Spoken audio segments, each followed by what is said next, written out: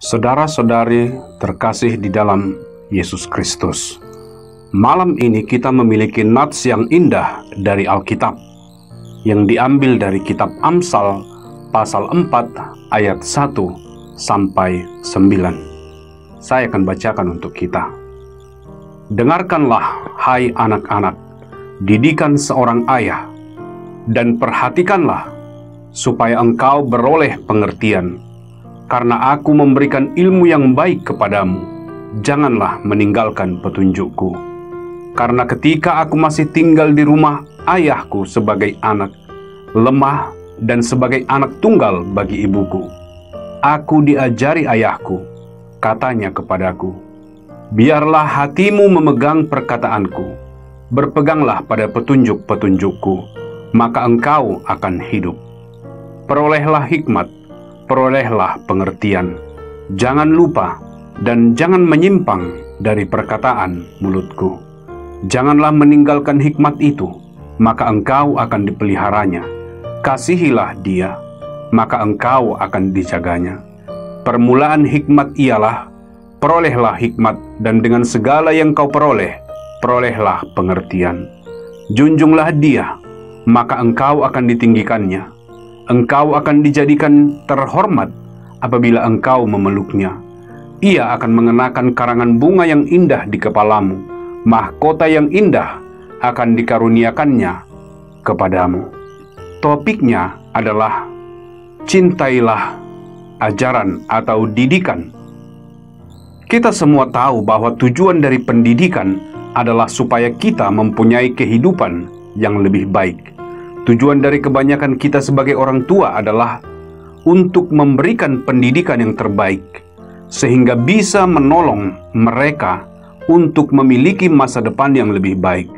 Anda menabung banyak uang, orang Indonesia menabung banyak uang.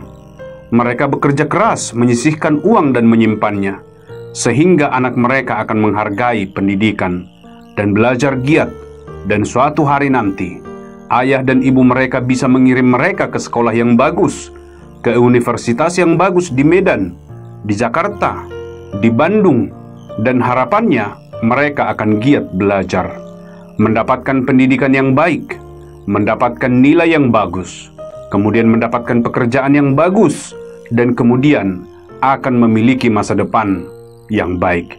Itulah yang kita semua nanti-nantikan. Banyak orang datang ke negara saya, Singapura, untuk mendapatkan pendidikan yang terbaik.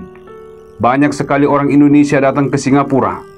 Singapura itu mahal dan banyak orang tua yang berkorban untuk mengirim anak mereka ke Singapura untuk mendapatkan pendidikan yang baik. Saya pikir Anda pasti terkejut mendengar dari saya sebagai orang Singapura. Saya pikir ini mungkin untuk mendapatkan pendidikan yang terbaik di Indonesia secara gratis. Mungkin Anda berkata, apa yang Anda katakan? Yang sebenarnya adalah ketika saya pergi ke Tanah Batak, daerah orang Batak di Indonesia, ini adalah tempat yang terkenal, dan orang Singapura banyak yang berkunjung ke sana secara khusus sekitar Danau Toba sebelumnya.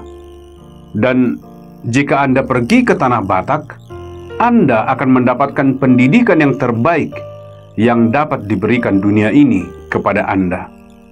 Anda berkata, apa yang Anda maksudkan? Tidak ada universitas atau sekolah yang sungguh terkenal di Tanah Batak. Saya katakan tidak. Anda bahkan tidak perlu pergi ke sekolah atau universitas di Tanah Batak untuk mendapatkan pendidikan terbaik dunia.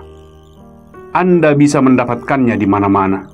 Anda bisa mendapatkannya secara gratis. Anda berkata, apa yang sedang Anda bicarakan? Saya sudah bepergian ke banyak negara, mungkin sekitar 40-an lebih negara yang sudah saya jalani. Saya tidak pernah melihat begitu banyak salib dimanapun tempat yang sudah saya kunjungi, sebanyak salib yang ada di Tanah Batak. Anda melihat salib di mana-mana.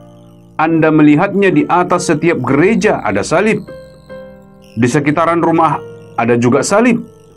Karena mereka mengubur orang meninggal yang mereka kasihi di tanah mereka sendiri. Jadi biasanya ada salib di atas setiap kuburan. Kemanapun Anda pergi, Anda akan melihat salib di sini, salib di sana. Bahkan di dalam gereja ada lebih banyak salib dari tempat yang lain. Saya sudah berkhotbah di banyak gereja, dan saya suka melihat ada berapa jumlah salib di gereja itu.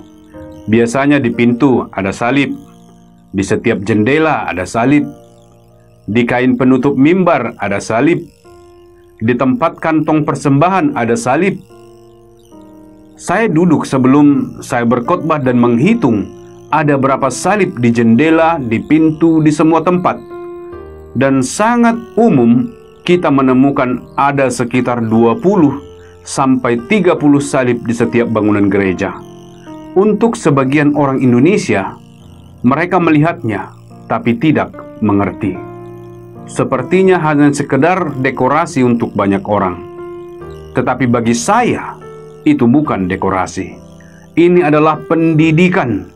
Saya percaya para nenek moyang yang bijaksana, nenek moyang Anda, ingin meninggalkan sesuatu yang sangat berharga. Dan apa yang mereka tinggalkan? Mereka memberikan salib untuk ditaruh di semua tempat. Mengapa? Apa tujuannya? Apakah salib itu dekorasi yang indah? Tidak.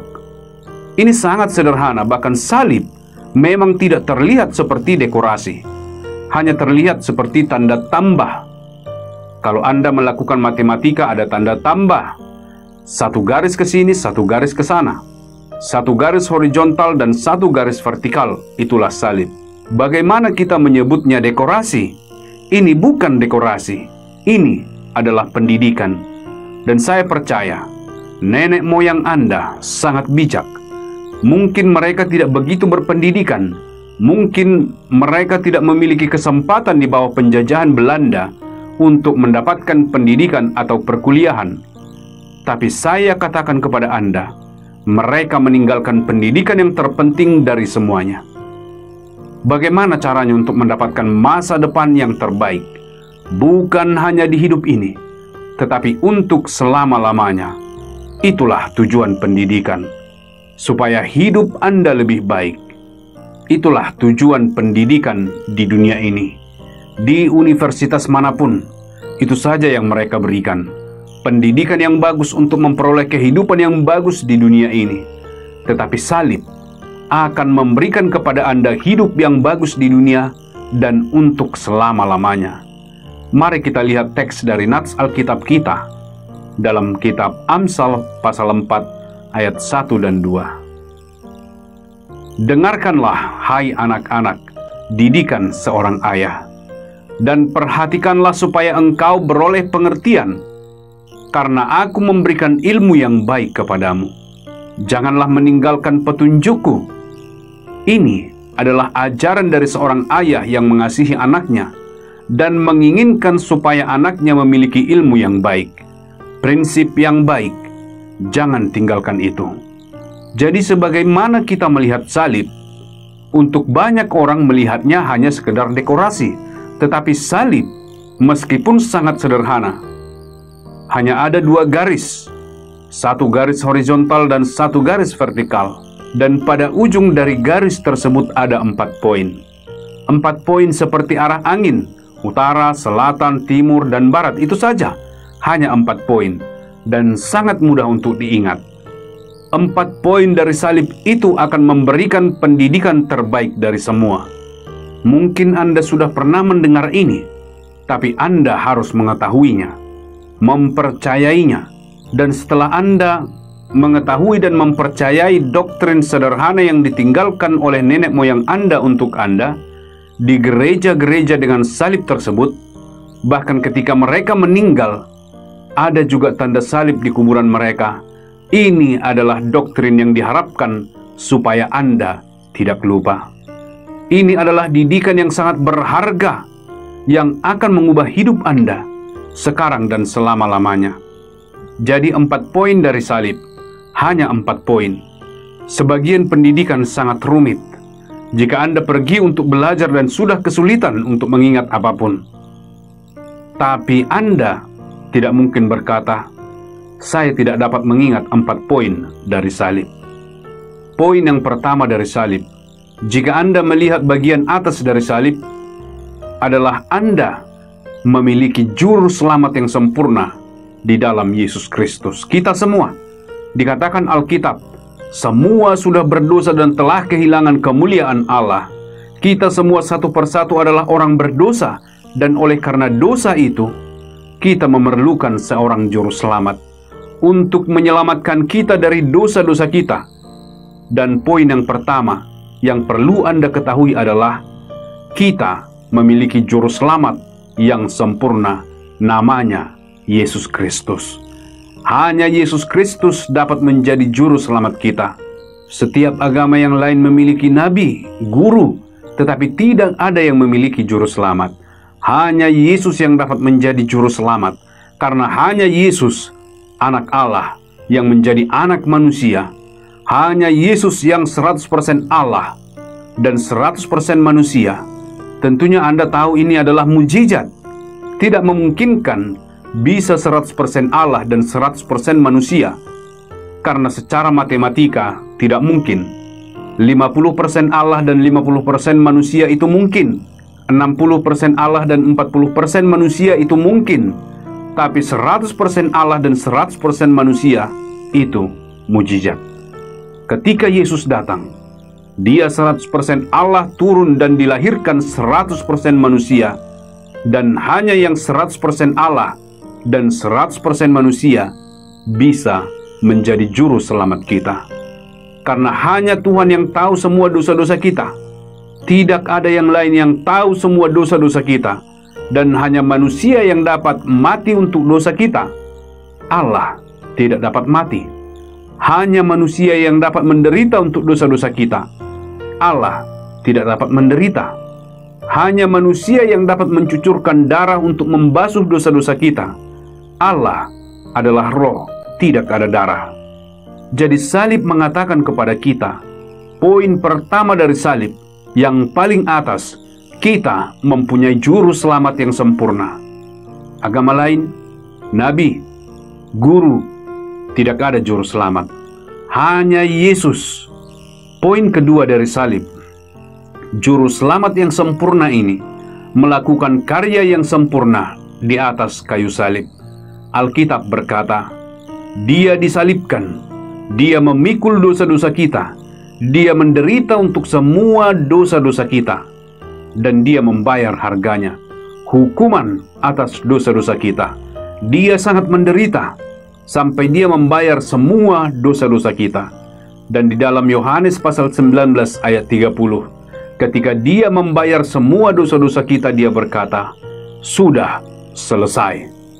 Dan maksud dari kata sudah selesai adalah lunas. Dia sudah membayar hukuman untuk semua dosa-dosa kita. Semua dosa kita di masa lalu, dosa di masa sekarang, dosa di masa yang akan datang, semuanya dibayar. Dia berkata, lunas. Yohanes pasal 19 ayat 30, sudah selesai. Poin yang ketiga, Dia memberikan kepada kita pemberian yang sempurna, tidak perlu dibayar, gratis.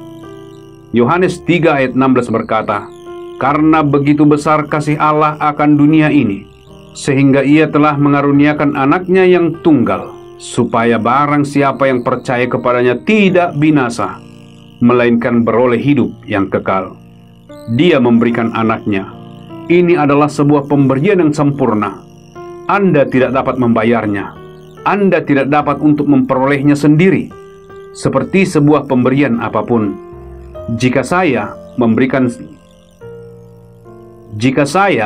memberikan kepada Anda sebuah pemberian, dan Anda berkata, berapa? Berapa yang harus saya bayar? Saya akan katakan, kamu gila. Ini sebuah pemberian. Pemberian itu adalah Anda mengambilnya dan berkata terima kasih, atau Anda tidak mengambilnya, itu saja. Jadi Yesus adalah pemberian dari Allah, pemberian yang sempurna. Karena begitu besar kasih Allah akan dunia ini, sehingga Ia memberikan anaknya yang tunggal. Masalahnya adalah jika ada seseorang yang memberikan pemberian kepada Anda, maka Anda harus menerimanya. Jadi saya berharap Anda sudah menerima pemberian ini. Dan poin yang keempat adalah, ketika Anda menerima pemberian ini, Anda menerima hidup yang kekal. Alkitab berkata, barang siapa yang percaya kepadanya, Yohanes 3 ayat 16, tidak akan binasa, melainkan beroleh hidup yang kekal. Anda menerima jaminan bahwa Anda akan memperoleh hidup yang kekal dengan Allah di surga jika Anda sudah secara pribadi menerima Yesus sebagai juru selamat Anda. Jika Anda tahu bahwa Anda adalah orang berdosa, Anda menerima Yesus sebagai juru selamat Anda akan memperoleh hidup yang kekal. Tetapi ada lagi sesuatu yang lain. Ketika Anda menerima Yesus sebagai juru selamat Anda bukan hanya memperoleh hidup yang kekal bersama Allah di surga, tapi Anda memiliki partner di dalam hati Anda. Di dalam Galatia pasal 2 ayat 20 Alkitab berkata, Kristus hidup di dalam aku. Jadi Anda mempunyai seorang partner di bumi ini untuk menolong Anda, untuk menuntun Anda, untuk melindungi Anda. Jadi 4 poin dari didikan yang sederhana ini yang ada di sekitar tanah Batak. Setiap kali Anda melihat salib, Anda melihat juru selamat yang sempurna. Tidak ada agama yang lain. Tidak ada agama lain yang mempunyai juru selamat. Hanya Yesus. Karena hanya Yesuslah Allah dan manusia. Dan hanya Allah manusia yang dapat memikul dosa kita. Dan Dia melakukan karya yang sempurna di atas kayu salib bagi kita. Sangat sempurna sehingga Dia dapat berkata, lunas. Kemudian Dia memberikan kepada kita pemberian yang sempurna. Dia berkata, gratis, ambillah ini dariku. Aku memberikannya kepadamu. Dan saya harap Anda akan menerima. Jika Anda tidak menerimanya, itu bukan pemberian untuk Anda. Anda harus menerimanya. Yang keempat, Anda mempunyai hidup yang kekal di surga. Anda juga mempunyai partner di sini. Dalam Galatia 2 ayat 20, inilah pendidikan. Ini pendidikan yang sesungguhnya.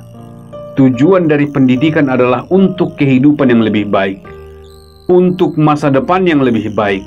Ketika Anda sudah memiliki pendidikan yang sederhana ini, sederhana tapi sempurna, Anda akan memperoleh kehidupan yang lebih baik dan masa depan yang kekal yang lebih baik.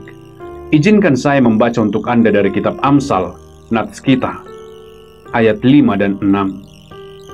Perolehlah hikmat, perolehlah pengertian, jangan lupa, dan jangan menyimpang dari perkataan mulutku. Janganlah meninggalkan hikmat itu, maka engkau akan dipeliharanya. Kasihilah dia, maka engkau akan dijaganya. Inilah hikmat. Salib yang sederhana adalah hikmat. Jangan melupakannya. Pelihara, percaya Injil yang sederhana ini, maka Anda akan dipeliharanya dan dijaganya. Di dalam damai selama-lamanya, masa depan terbesar, pendidikan yang terbaik, tersedia di sekitar Anda, kapanpun jika Anda melihat salib. Tuhan memberkati Anda. Cintailah pendidikan yang sempurna ini.